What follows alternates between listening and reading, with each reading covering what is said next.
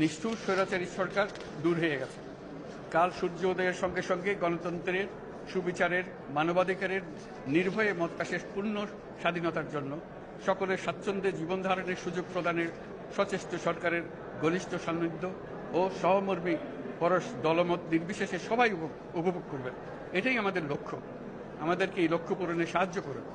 সারা বিশ্ব আজ অবাক হয়ে বলছে, সাবাস বাংলাদেশ, সাবাস বাংলাদেশের ছাত্র জনতা। আমরা এই অর্জনটাকে আর অনেক দূর নিয়ে যেতে চাই। আমাদের ছাত্র জনতার জন্য কিছুই অসম্ভব নয়। আমাদের তরুণরা অসম্ভবকে সম্ভব করতে পারে, তারা সেজন্য প্রতিজ্ঞাবদ্ধ।